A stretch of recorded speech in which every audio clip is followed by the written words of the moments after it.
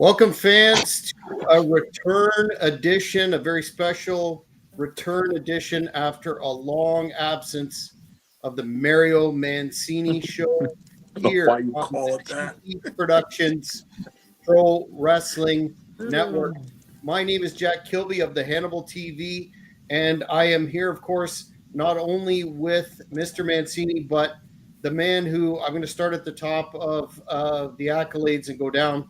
He's a tireless public servant, a man of the people, a man who literally spares none of his time to meet the needs of his community, and now a highly successful wrestling promoter himself, Mr. Cheap Heat himself, Morris Shortle. Morris, welcome to your own show and Mario Show.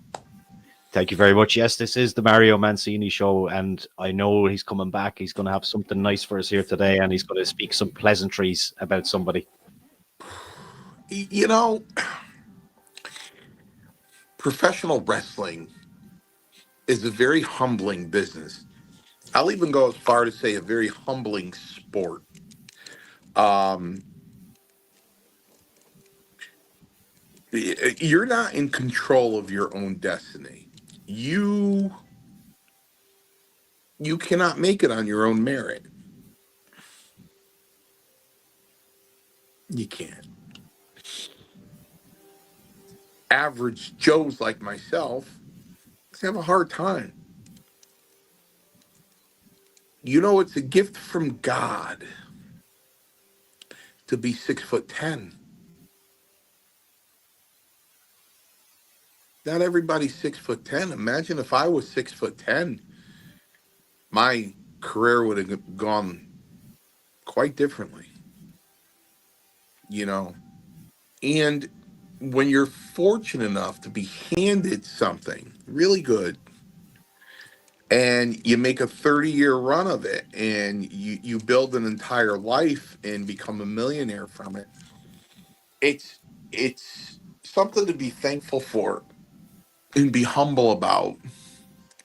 I just don't understand. I sent you a clip and he's calling, and I'll respect both genres, um, both names. I like Jobber, other guys like Enhancement Talent, calling us jabronis. I was working with this jabroni. Could we say jabroni anymore? Jabron. I was working with this jabron.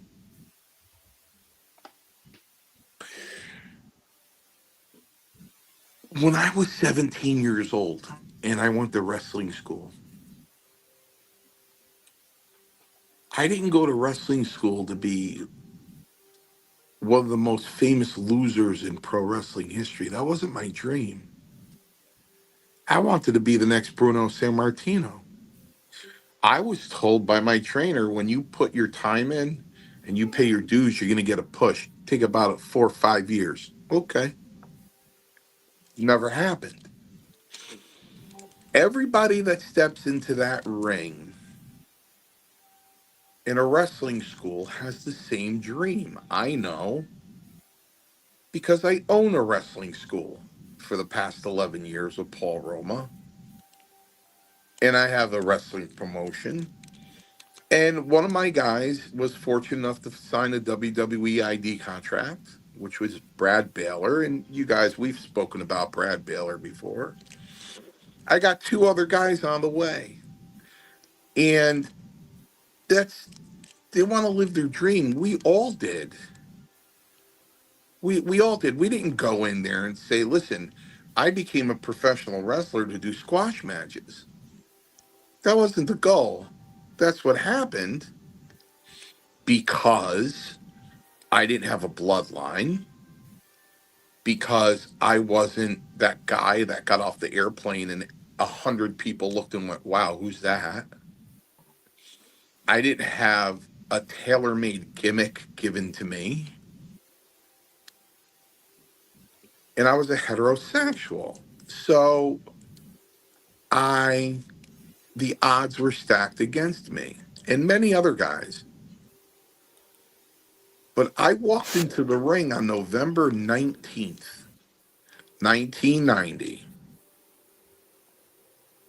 and I gave this guy my body for the first time in his career in the WWF.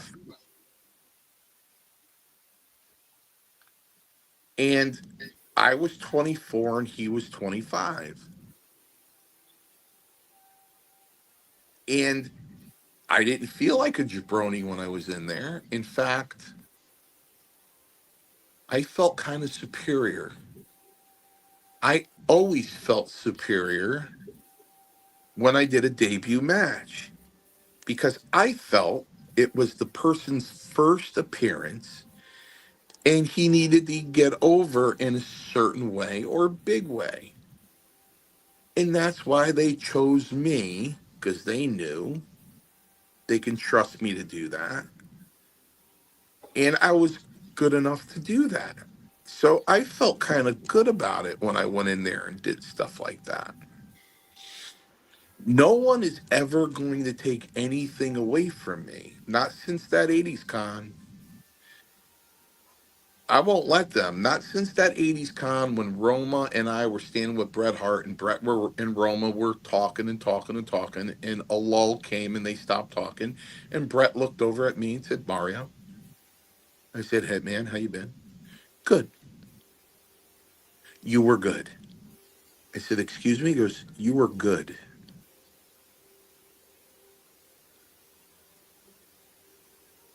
That's it. There's a guy who is wrestling. There's a guy that was a wrestler when he was in his mother's womb. There's a guy whose father had his own wrestling promotion, not small either. His father was a wrestler. His brothers were wrestlers. His brother-in-laws were wrestlers. The whole family was just a blood-born wrestling family with entitlements. You would never hear Bret Hart call me a jabroni, ever. This is the same guy that did his Hall of Fame speech about respect. And my phone went absolutely ballistic that night because he talked about his debut night and a match didn't go well and he had to take it to a jobber. And that wasn't me. It must have been the match after me because it wasn't me. My match was seamless against him. It wasn't me.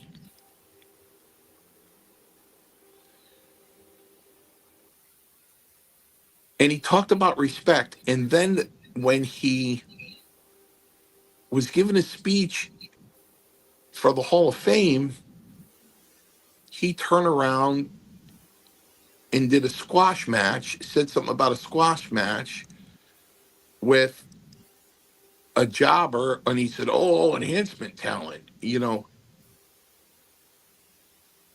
When he spoke about respect, he turned around and seconds later just disrespected again. And now he did it again. He did it again. Listen, he's not the business.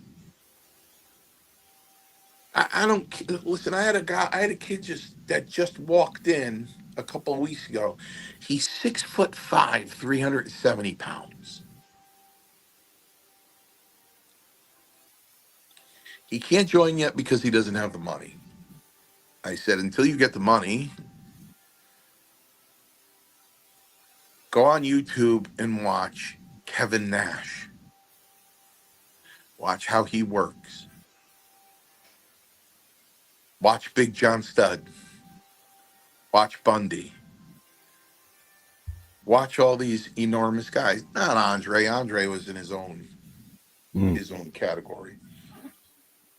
But this is the way this man has to work. He's not going to be throwing drop kicks. He's not going to be giving sunset flips. He's not going to be doing cross body presses or anything like that. When you're that size You do what I tell my students get nervous about. I said, listen, you don't have to learn everything. You just have to learn what works for you. That's what you have to learn. You have to learn what works for you. There were a lot of other wrestlers that came before him that were greater than him, a lot greater than him.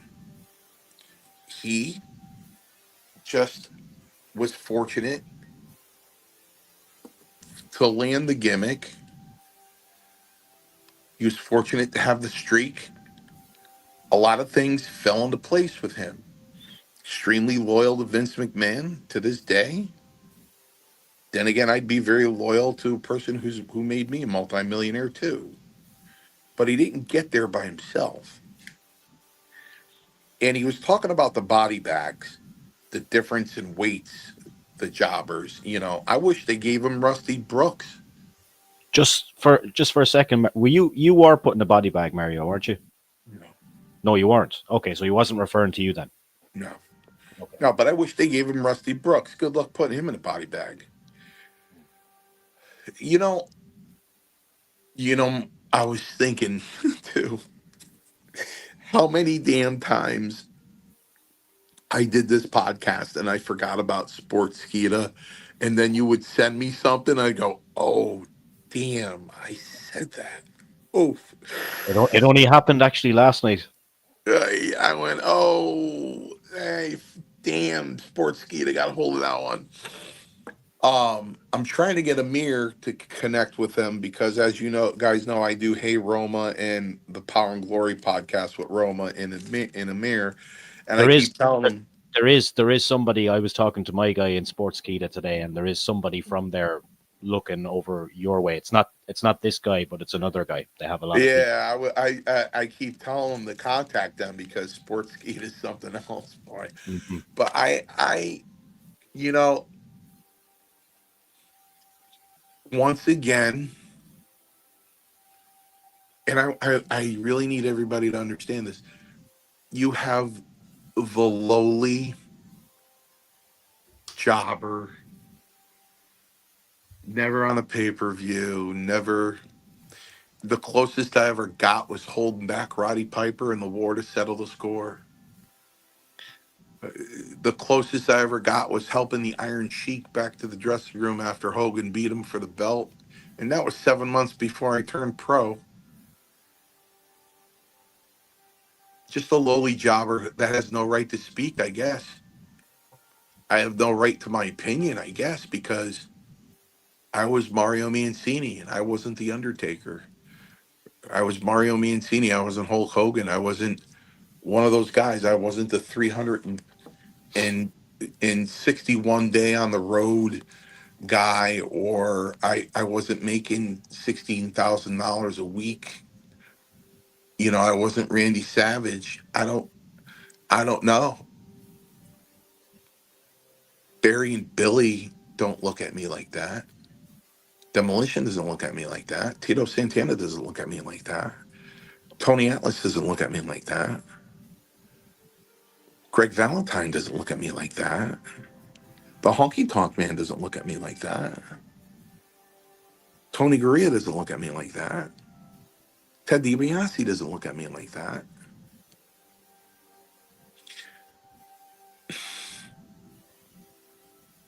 But when it Mario, comes if, when it if comes to I could these guys, interject, go just ahead, go for, ahead. sorry, if I could interject just for a second, can you touched on it briefly, but I think you should probably expand on it right now to give the viewers an understanding of the futility of the Undertaker's comments, and that is that he didn't get there by himself. Most vets, as you're talking about, appreciate those that did the favor and consider it, a an honor, as you say, to be given your body and look good and get over that way. What do you think it is about the Undertaker that makes him stand out, and not in a good way, by making these sort of derogatory comments? I don't I don't know. I don't I can only come to the conclusion that he he thinks he's all that. Um, I, if you get, I think I may know what the problem is. yeah, It may make sense. He may have seen the old. Now I know this is going on before then, but probably when he's seen the old documentary that me and you were on about Vince McMahon and about his storied past and about how close he is to Vince. Maybe that's why he acts that way as well, because those guys would have seen that. I don't know. Well, they better strap themselves in for June then, because that is going to be the documentary of all documentaries. Can you give us a bit more on that? Where's it at, and as much as you can without that you can say. I think I'm going to be brave enough to say that HBO Max picked it up, Nice. and they have very powerful people doing that documentary. So I like to think that I wouldn't be on his mind for him to, because he was talking about later about a body bag. You know what I mean? The thing about it is you know I don't know, what do you want to call them, extras or jabronis? You can't call them jabronis anymore, right? Jabrones. How dare you, man? I was a great wrestler. I was a great listen. I What happened to me as a fan happened to me as a wrestler. That 1983 in the New Haven Coliseum, and the opening match, Frank Williams was standing in the corner. I went, oh, jeez, this guy gets killed. Oh my God. Well, you know what? Marky me, that was a house show. And he was going 12 minutes. And he had that whole arena thinking he was going to win. He was that good. And I looked over at my brother and I said, this guy's a good wrestler. And as I've walked to my car from house shows, I've gotten, hey, how come you don't do that on TV? You're a pretty good wrestler. And then because of kayfabe, I'd say, well, I wrestled, Iron Mike Sharp tonight, and he's more my an opponent I can wrestle. When I go on TV, they put me with these big stars, and it's hard to beat them. But I ended up getting the same thing going to my car. Geez, Mara, that was a great match, but you're a really good wrestler. They should let you do that you should wrestle guys like that on TV so you can. Barry Horowitz. Mark Calloway can't touch Barry Horowitz. I can't touch Barry Horowitz. I can't touch him. Guy was a superior. He was in the Bret Hart category.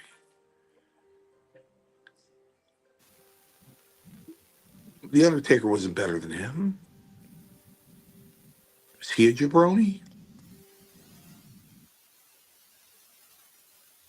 Bret Hart, you know. Here's the thing that gets me, because I was there. He broke in '90, and that's fine. But if he was around guys like Dr. D, Morocco, Dewey Robertson,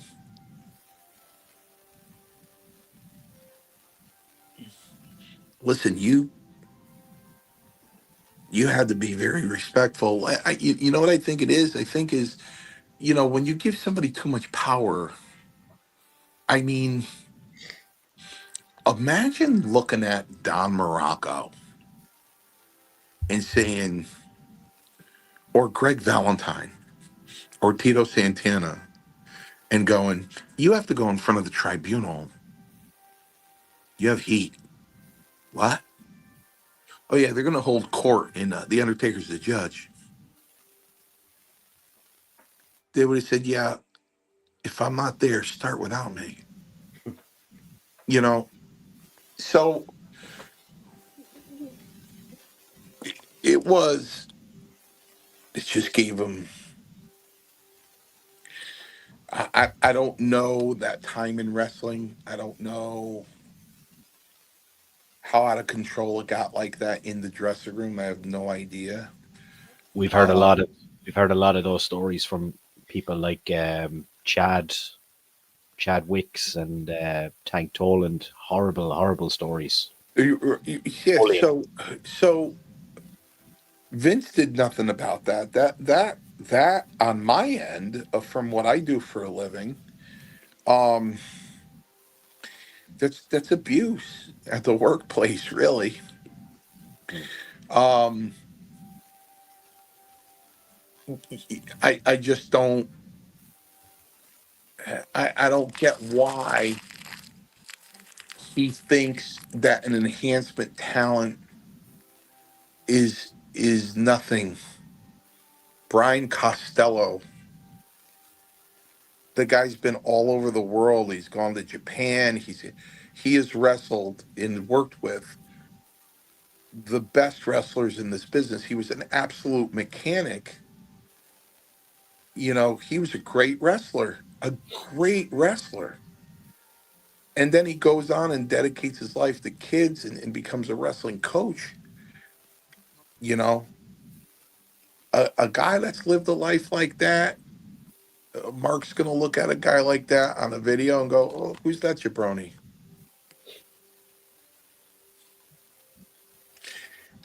You know, I just don't know. I just don't know why he does that.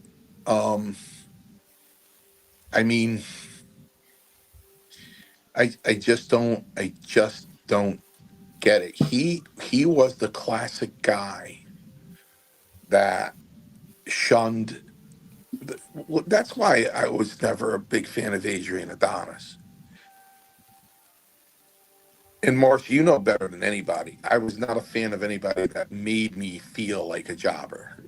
Yeah. You know what I mean? You really went out of their way to make you feel like a jobber. There are very few guys that did that. You know what I mean? As I always say on my podcast, that when people want to chime in on questions about that night with the Undertaker, I always say I want to tell you this big Hollywood story, but it was pretty matter of fact. You know, the only thing that he did that you don't see a big man do is to walk that top rope. But you know what? Jack Bam Bam Bigelow. The guy was enormous. I knew Scotty. Guy was enormous. Can drop kick you right in the teeth. Cartwheels, kind of very agile big man. Bundy. You ever watch Chris work when he had hair? An Yeah. unbelievable wrestler. This guy was a scientific wrestler. He was a great wrestler. He wasn't all forearms and body slams. This guy could work.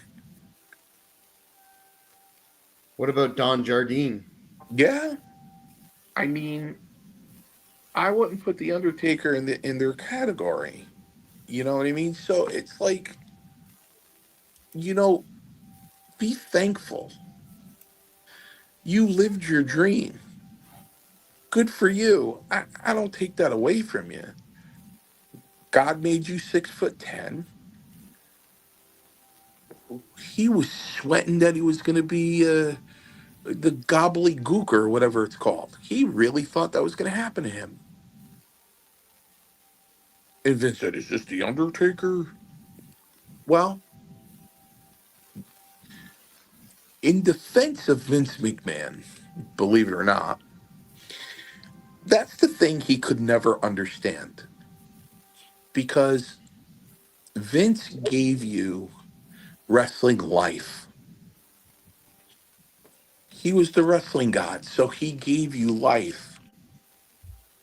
He could have gave me life. He could have gave me a tool belt and a red hat and called me Super Mario Mancini. He deprived me of that life. You don't want to pay Nintendo. He didn't want. I didn't get that life. But Mark, Mark could have been the repo man. They could have gave him anything, but they happen to give him one a gimmick, a character that was probably the best fit for, aside from Stone Cold or The Rock, a really great fit for his body size and his facial expressions, and it would fit like a glove, right? People, does it ever sit back and wonder that character got over?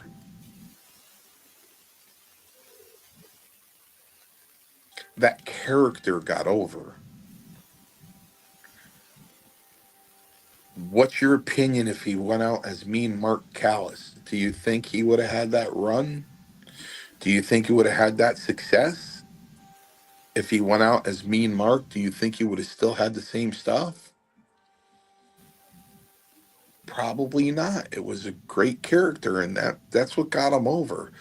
Eh, Listen, I don't want fans to misunderstand. I don't want them to think that I have sour grapes. Great gimmick, great run, great contribution to the wrestling business, great decade of the 90s with the run and everything. I mean, outstanding. It was really, really good. And he made it work, because Lord knows there have been guys that have been given gimmicks and they didn't work. They Look didn't at what they work. did to Terry Taylor. You want to talk about a great mechanic, a tremendous wrestler. That was nothing but a rib, to give him the Red Rooster. And they tried to do it to Dusty Rhodes. But Dusty made it work. He wore those yellow polka dots, man, and he didn't work. He put him over and he made it work. So, you know, the wrestling business sometimes is the right place at the right time. And everything just fell in place for him. But you think he would be grateful. You think he would say, listen, I appreciate, you know, I appreciate the guys that went in there and made me look good, whether it was me or of course he'll hug Mick Foley when he sees Mick Foley. Mick Foley just took bigger bumps for him. They're getting a whole episode on Dark Side of the Ring for Hell in a Cell. A I whole heard. Yeah. that's wild. Like what are they going to do? We discussed this last night as well. How are you going to make a show out of that? I don't. You know how you make a show out of that? Show the match? Foley's injuries Yeah. and the long term effects that he probably still feels from it now. Um, but that's not wrestling. And even Vince McMahon that night, looked at Foley and said, "Don't you ever do that again." Because that's not wrestling. Roma sends me clips all the time. These freaking guys setting themselves on fire and all this. Did you see what happened with AEW last night? You sent it to me this morning, Jack. Did you see that? No, Can you get the picture up, Jack? Let me see. it's just not. It's just not. That stuff just isn't wrestling. I mean, um, What's the item called, Jack, that he fell on, or what's that thing called? Okay, long story short, and I'll pull up the pictures in a sec. He had I guess, a hardcore match with Moxley, and he had that spiked board deal with all the big spikes, nails. Set it up, and then Moxley did a suplex directly onto the spike board, and what happened was somewhat predictable. It buried itself right into Moxley's back, and everybody's talking about it because it was so uh, Crap. gruesome. I've got the pictures here. I'll show The you guys. referee had to remove it from his back, and the skin was coming off, and there was blood everywhere. It's crazy. It was It, it, something it, else. it's not necessary. It really isn't necessary. I mean, that can kill him. Yeah, I would imagine so. Yeah, Well, yeah. So it's really not, that stuff's not necessary. But listen, I mean, that's about all I have to say. Mark can get mad at me. The other Mark can get mad at me again. Um, I he's been mad at you a couple of times now, but he's never said anything directly to you because remember he was mad about you released his figure a few well, years ago. I confronted him at an '80s con Hmm. when his line calmed down. I went up to him and he was sitting down, and I stood on the side of him, and he was kind of looking down. He looked up and he saw my shirt. Obviously, at the conventions, I have Mario Mancini shirts. And he goes, "Hey," I go, "We have heat." And he goes, "I just don't think what you had a right to mention the guy's money." I go, "What money? That Wrestling was Mark money?" Henry. That was Mark Yeah. Henry, by the I way. go, "Yeah." I go, "What? Wrestling money?" I go, "Because it wasn't wrestling money." I said, "Mark, if I did a WrestleMania with him and he told me what his payday was, and I repeated that, I have a big receipt coming." I said, "But I hold my phone up. I go, if you want, we can look at what Dwayne Johnson made for his last movie." I go, "This is an appearance. It wasn't in the ring. This was an appearance." He goes, "Nah, man, it still wasn't right." I go, "Well, you know what? In my world, I don't think I'm wrong." And he goes, "Well, we're from two different eras, so we'll just agree to disagree." And at that point, Roma walked up and he goes, "Yeah, I'm not going to have to kick the hell out of you, am I?" And Mark Henry was like, "Oh my God, it's Paul Roma." He marked out them. And Roma ended up standing there talking to them for a long time. Um, I did a couple of months ago, I ended up doing Busted Open Radio, which I thought I'd never do because Mark's on there and I'm not his favorite person, Mark Henry, but ironically I'm right next to him in the encyclopedia. But you know it's I'm just from a different era. I mean, just from a different era of wrestling. And it's just like I was a guest on a podcast for, and it was Morocco's birthday, and they said, "We have a guest here that wants to surprise you on your birthday." And my face popped up, and he said, "Mancini, you got old." I'm like, "Yeah, thanks, monster. I appreciate it." But then Pat Patterson had just died, and I started ripping in the Pat Patterson, and I'm talking, and I'm looking around, and I'm talking. All of a sudden, my face makes contact with Morocco, and Morocco's going,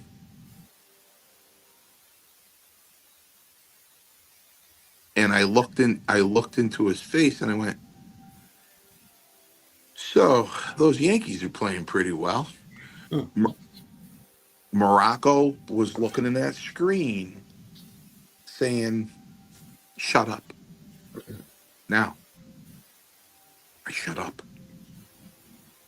I changed the subject completely. I wouldn't talk about Pat another word because I caught that look, and it was very different um back in '84, and I won't even say '85 because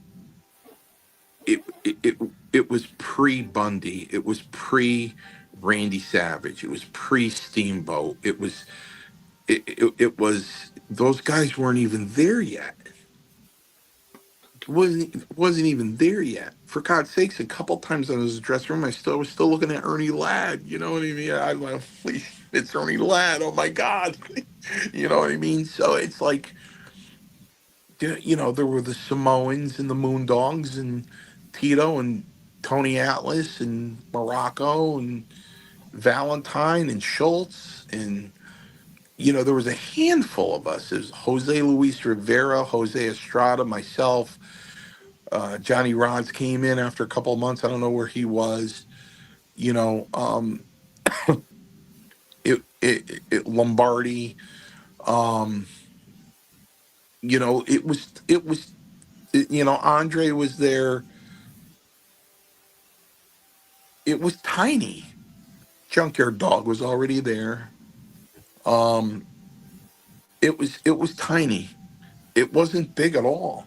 And then one by one, all these guys started coming in, and it was just a different world. I mean, that kind of behavior. I remember. I can remember where I was standing too.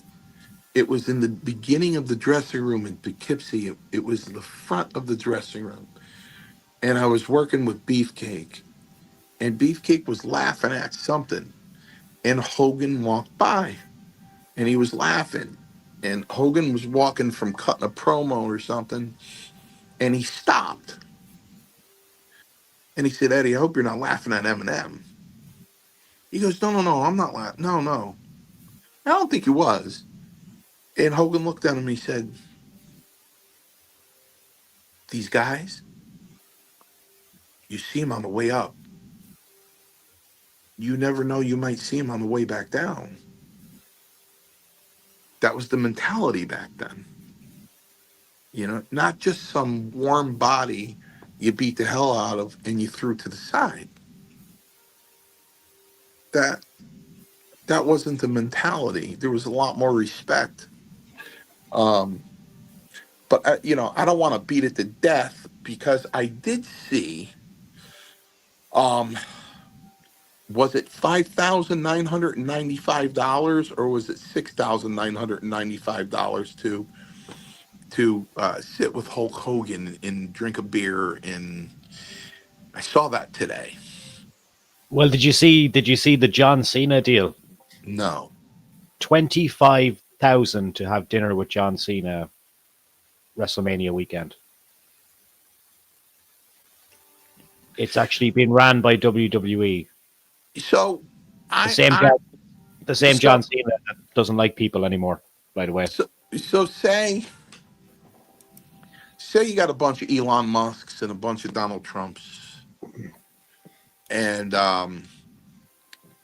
11 of them 11 of them pay that money. I mean, you're not really having dinner with John Cena. You're having dinner with John Cena and 10 other people, right? It's limited seating. And by the way, Jack, I'd like to extend my apologies to your country. I certainly uh, voted for Donald Trump and believed in everything that he's doing, with the exception of going after our good friends in Canada. I kind of don't. I'm not a big fan of going after Canada. You had a good time with Conor McGregor on St. Patrick's Day, though. I saw that. I don't. I don't. And I realize there's a lot of high tariffs on a few things, but I think that can be discussed.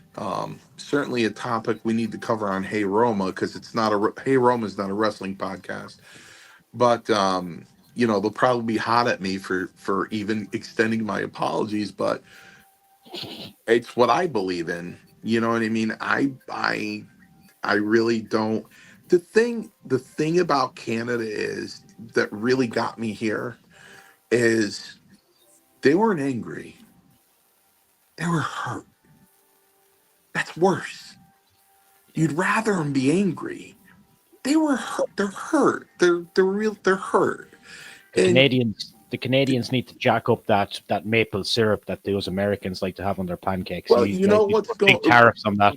Well, no, Mo. What's going around here is kind of scary. It Yeah. for me, it's not that I consume it because I don't, but I have kids. I have eventually my grandson. But it's really scary is the Canadians going, "Good luck with your milk," because the Canadian standard for milk processing it is so much higher than in the United States that people can get sick drinking the milk here if they're not careful.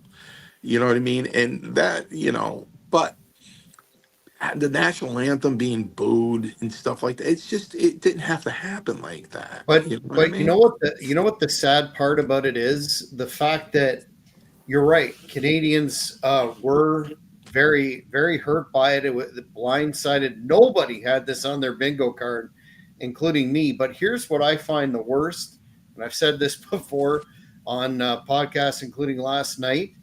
The fact that there's a certain segment of folks in the United States who tar every Canadian with the same brush. They say that we're all basically communists and far leftists and have nothing in common with the United States. When that couldn't be farther from the truth. And I'm talking people like Tim Pool. I'm talking Benny Johnson. I'm talking Crowder. Very divisive commentary coming from them when personally I and my family have always had a huge love for the United States. I have a place in South Carolina that's not going to ever change. I just think whatever the gamesmanship here is very destructive on multiple levels, and it better whatever the deal is here in terms of the ultimate goal. The longer this drags out, the more I think there isn't an ultimate goal. Yeah. Well, I certainly hope that they come to an agreement because the first time he ever said, "Well, why don't you just become the 51st state?" My head just dropped, and I said, "He just insulted every person in that country." Like, well, this is what this is what I mean. And like the disrespect. It's like Canada's not a jobber. You know what I mean? They're not. They'll put us over, but they want to be respected while they do. You know what I mean? It's the same premise. You don't disrespect. But it's just. I just don't like it. I don't like it at all. But and you talk to other people and they go, there's a 300. They have a 390% tariff on this and a 260% tariff. We're just doing what they've done to us for years. I'm like, No, mm. I heard they're going to start doing it with the Irish whiskey as well in the States. So that's another big one. his Well, math is not based in reality, and he's been challenged on that several times. Look, the biggest problem with this whole thing is we have an agreement that he signed, the trade agreement. He's coming up with originally it was fentanyl coming from Canada, which is hilarious considering the number of such entrances from Mexico. All that notwithstanding, if there's a problem with trade uh, deficits, there's a forum for that. Renegotiate the agreement. Enough of this gamesmanship and stunts. yeah, I agree. I just want it. I want it worked out with. I want it work. I'm gonna feel horrible because I am. Those guys were pretty nice to us at the border. I got to go to Quebec in June. You know what I mean? Tommy Fierro decided to go on the road and go to Quebec. So I have to go to Quebec in June and go back over that border. Like, hey, asshole, how you doing? Is it a? Are you going to be in a steel cage match, or is it some kind of Hell in a Cell? It's a wrestling convention, an autograph, just signing or with my hand. Um, so I hope it goes well. I will say this though about borders.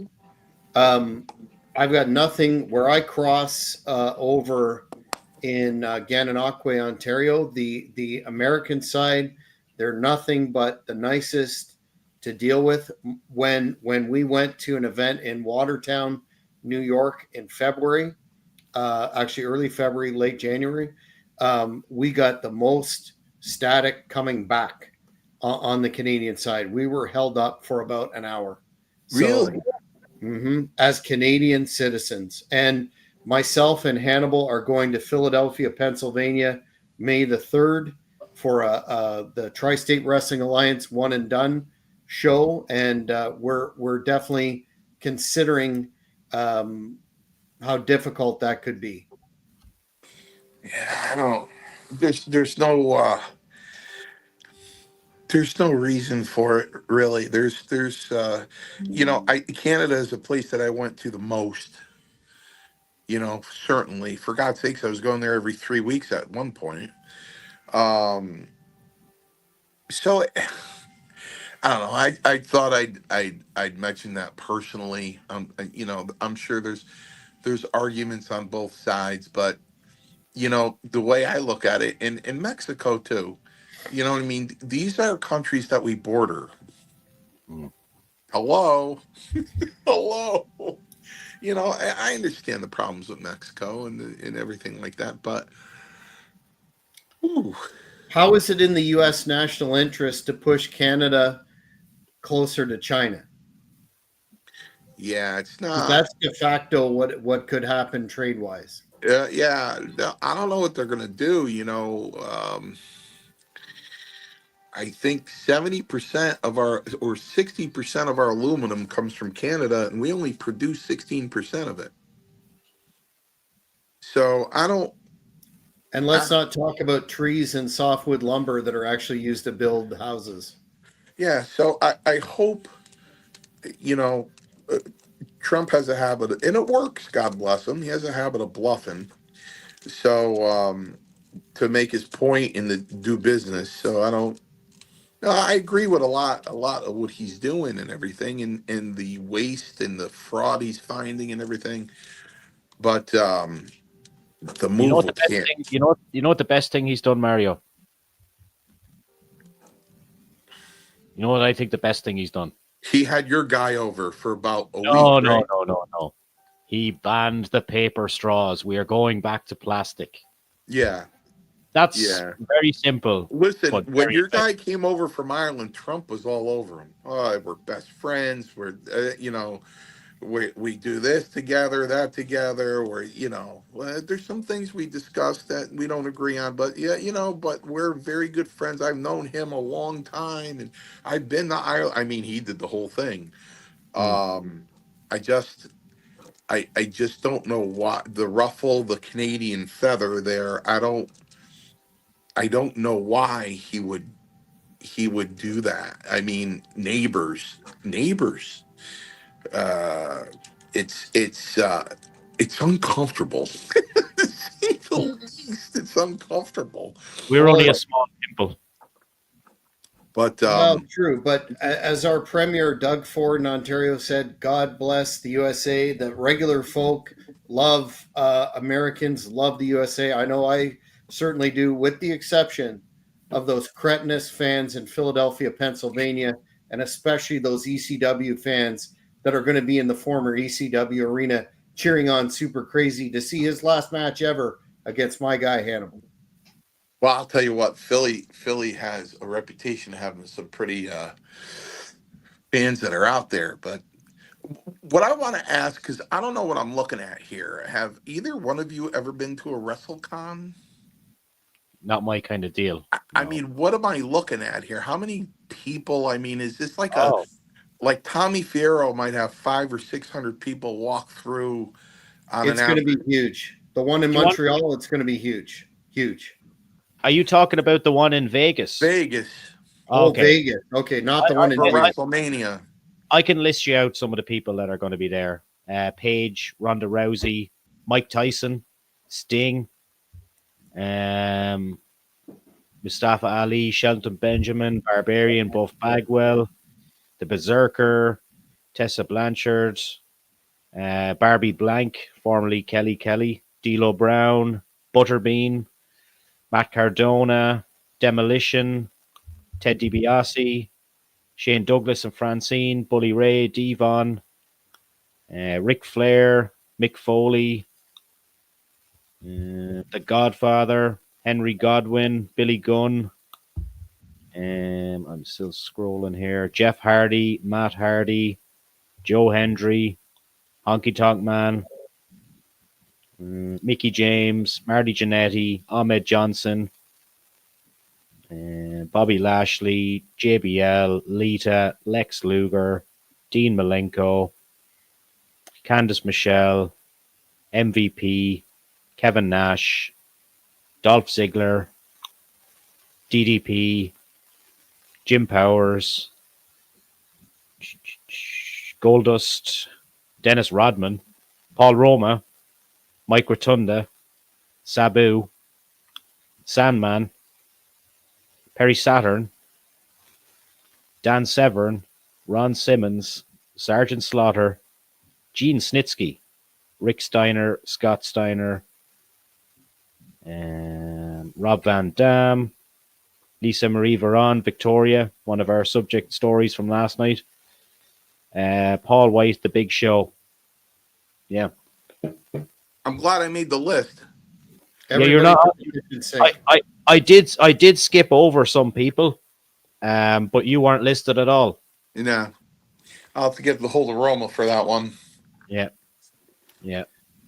So before we're reaching close to the top of the hour on this respect episode, I think it's a good theme in terms of the pricing, lack thereof there, and the Undertaker's comments. If you could sum it up, Mario, in terms of that particular statement and what you would like to see going forward, if possible, what would that be? Well, Jack, it's like, I don't come on here just to talk. I mean, I watch a clip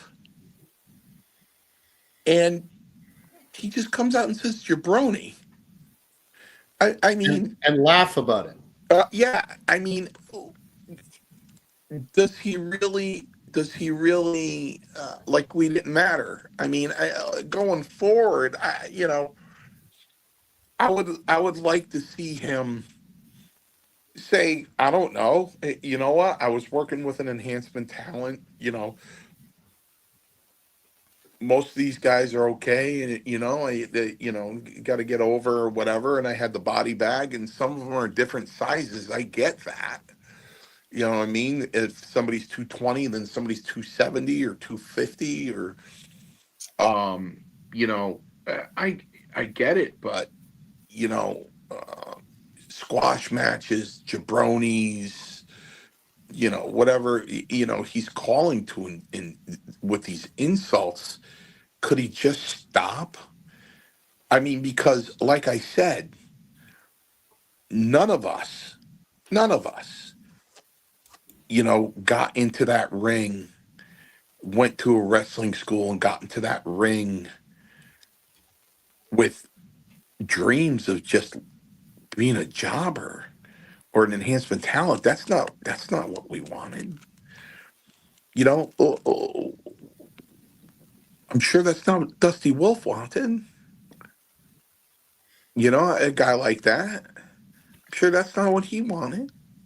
I think if I may add, though, Mero, the other factor that the Undertaker is missing in this whole discussion is that guys like yourself, Horowitz, Dusty Wolf, Crippler Costello, Reno Riggins, the names go on, were very well trained and very well skilled. Unlike some of he called them extras, but when I hear extras, I think about NWA Crockett Promotions, where guys would come in and they'd be untrained and they would be a disaster. Every individual, if you're TV ready, which all those individuals were, you're a professional. So let's draw the line between untrained and professional. Oh, yeah, I agree. And I'm not saying that that's never happened. I mean, a lot of podcasts, including this one, I've come on and say there's a lot of guys that were one and done. I've been on this show many times and said, there's somebody with their grandkid on their knee, and they put on YouTube, and they showed him the match, and they said, "Grandpa, can you show me another one?" And he said, "No, that's the only one. It's the only one I got." You know what I mean? They were one and done because either they weren't trained or they weren't trained properly. But it really hurts me when by the time I worked with him, I was there for 6 years. But not only that, the fact that you were selected personally to do, I mean, we've talked about this before. How many first matches in the WWF were you given the ball to make these guys? Because on TV, and you know this better than me, but if you mess up and look like an absolute fool and make the talent look bad, they're done. That's a huge investment when a guy's coming in, breaking in, doing their debut match, and they give you the ball, and you know what you have to do. So Well, I think it's a very insensitive comment. listen, it's like, you know,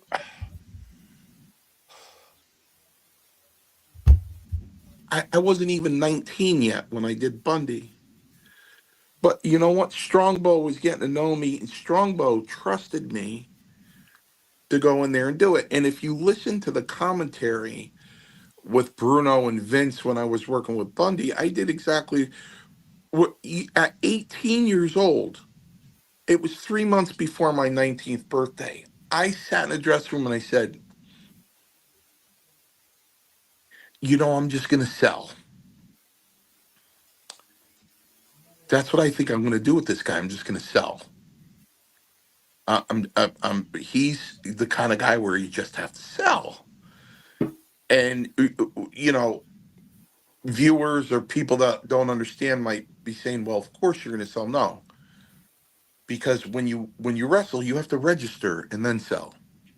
You register and sell. I decided to skip the register and just sell because he would be that powerful.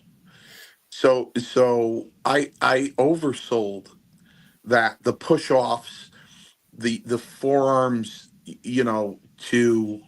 to the back of my head when I pancaked. I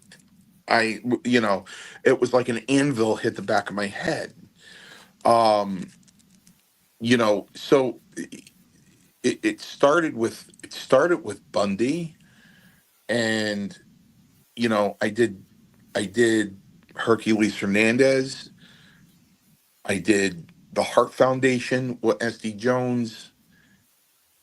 I Arsini. did I did Demolition twice, once with Randy Colley and the other one with Barry Darso. I did Big Bully Busick. I did The Undertaker. I did Steve Kern when he was Skinner. I missed Savage by one match. I was the second guy he faced. Um, uh,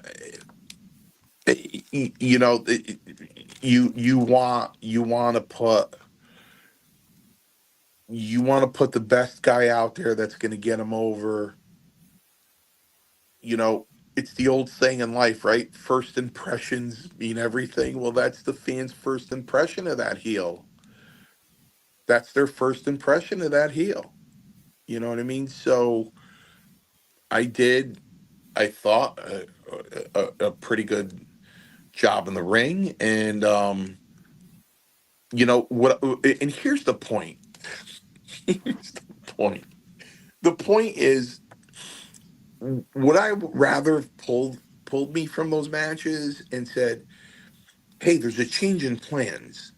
We're going to put you from with this kid from Elmira, and he's going to put you over." Oh, sure, yeah, yes, yeah. I don't want to go down there and lay down every time. I don't want to do that. No, none of us wanted to do that. But you know what?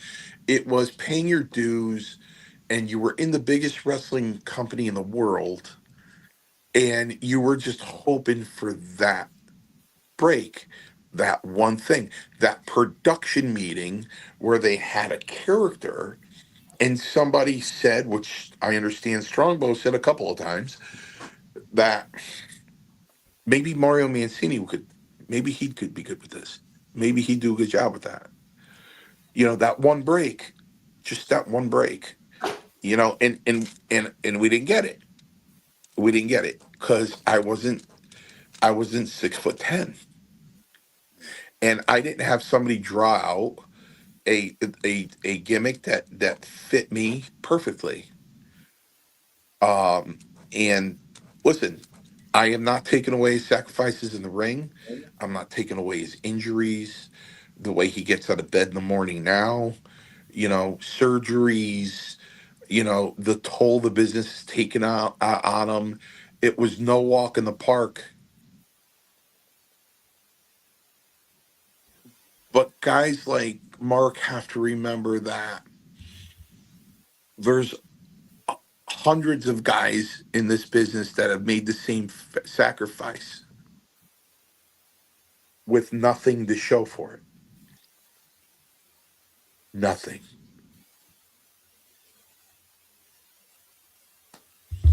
And he's fortunate enough to have a lot to show for it. And he worked for it. We all would have worked for it. We would have been glad to. But, I'm not taking that away from him either. It's just, and the people that want to criticize me or laugh at me for this, well, they can watch the clip. They can watch the clip and watch him say this jabroni. Well, you can't call them jabronis anymore, can you? Jabron I worked with. Well, I'm not going to apologize for getting into the wrestling business. And, If you know, if he walked into the room right now and stood face to face with you, what would you say to him? Just picture that he's there. I would just look at him and go, you realized when we got into the ring, you were 25 and I was 24 years old. We were both pretty young kids, you know, with the same dream. You lived it and I didn't. But you know what? I was happy to do that for you because I was good enough to do that for you. Hence, the match you had after me, the person you were in the ring with didn't exactly work too well. You know what I mean? So I think Jack hit it on the head. I think if he's going to say anything, and he doesn't have to say my name. He doesn't. I'm not looking for that. But if he has to say, if he says, "Listen, I'm not talking about the guys who were a staple in the dressing room. I'm not talking about those guys. There were certain guys that got us over that were staples there. I'm talking a guy who comes in off the street, really, you haven't seen him around. He happens to be on TV, and you know what? He just can't cut the mustard. You know what I mean? And a guy like that if he wants to say a guy like that is a jabroni that didn't belong in the business, he's probably right. He's probably right. You know what I mean? But for guys there that were staples, like myself or Jose Luis Rivera or Costello or Dusty Wolf or even Lombardi, Barry Horowitz, Jose Estrada, Johnny Rods, guy's a legend. So guys like that, you can't. I'd like them if I'd say, can you please be more specific who you're talking about? Next time you call somebody a jabroni, can you be more specific? Because I think Barry Horowitz would probably be very offended if you called him a jabroni, and you were serious about it. And now if I'm walking into a convention and I'm getting close to Barry Horowitz and he goes, "Oh God, I didn't think jabronis were going to show up to this thing," I start laughing. Of course, because you saw the promo he cut on me as the lonely guy, right? um, I think that's the answer. I mean, unfortunately, there are plenty of guys that entered that ring that had no right being there. Um, I watch old clips from other territories, and there are guys that are thrown against the ropes and they're hitting them stomach first, and I'm, like, this. You know what I mean? So I get it. I get it, but he, I would ask him to be a little more specific. When he's talking like that. Because guys like Rusty Brooks and Gino Carabello and even my guys from the wrestling school, back then, for Mark Thomas and Ronnie D, and you know, th- these guys, these guys knew how to work. They knew how to work. These guys were no jabronis. They knew how to work, and it's just hurtful. When he does that, it's just hurtful. Listen, I don't remember the match. I don't think I was watching the monitor. I don't recall the story. Obviously, I was there all night.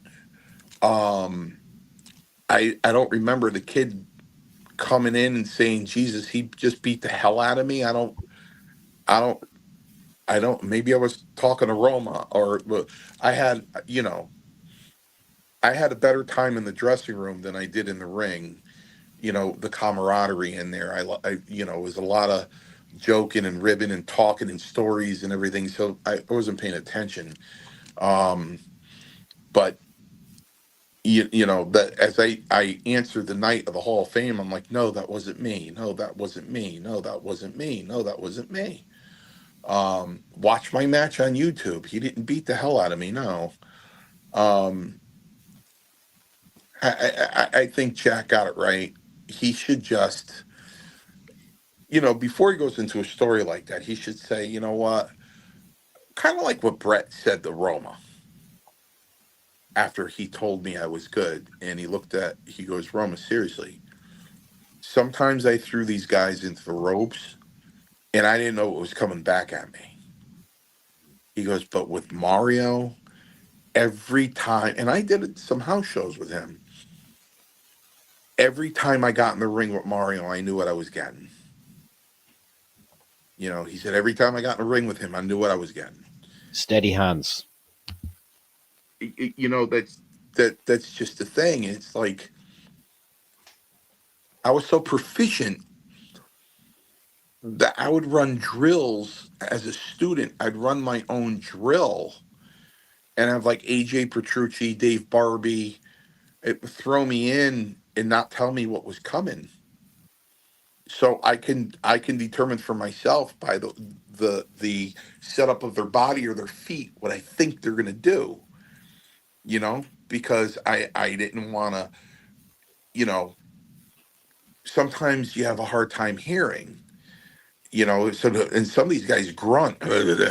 So when I was a student, I wanted to come off the ropes and try to tell by your body language what was coming. Like if a guy shifted his feet to the right, I knew a hip toss was coming. You know what I mean? Or if he was square and he was getting ready with his right arm, and clothesline was coming.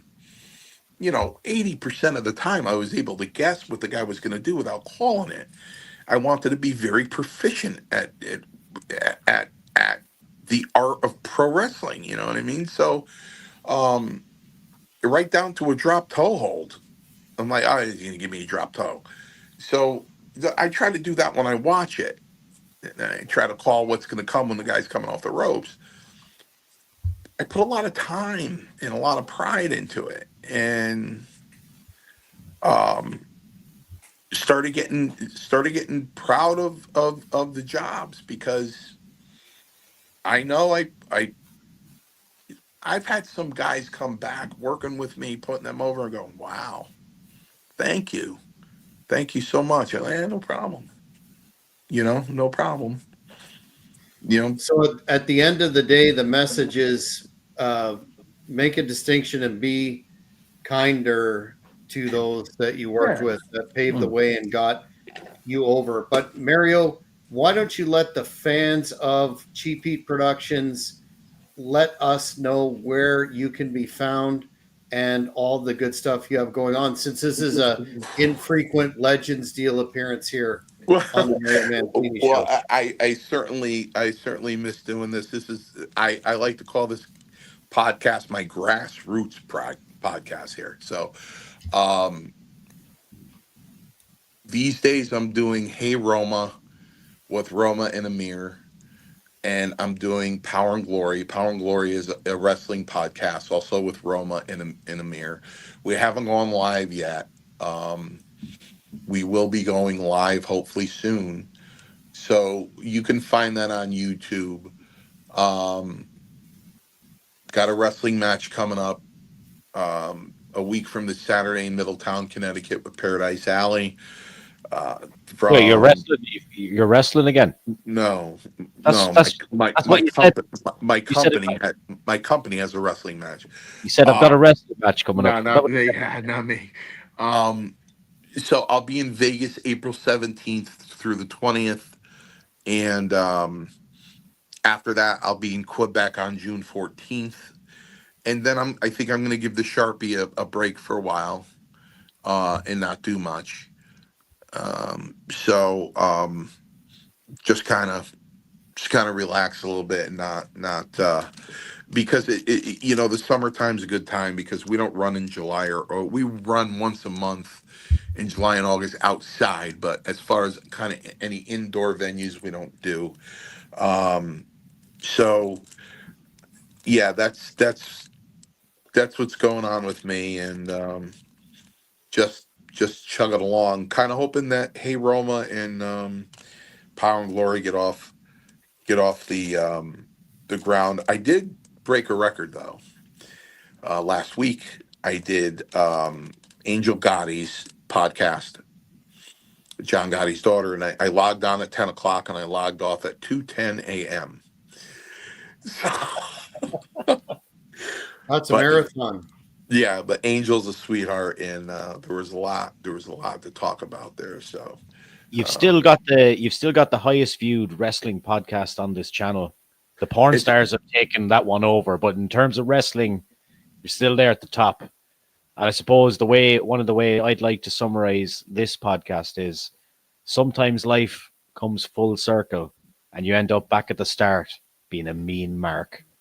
yeah, Well, we very good. can't beat that. So fans, we're gonna shut this one down.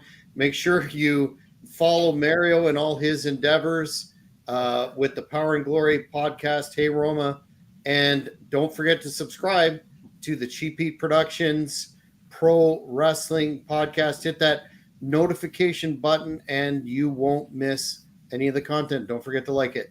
Take care, everybody.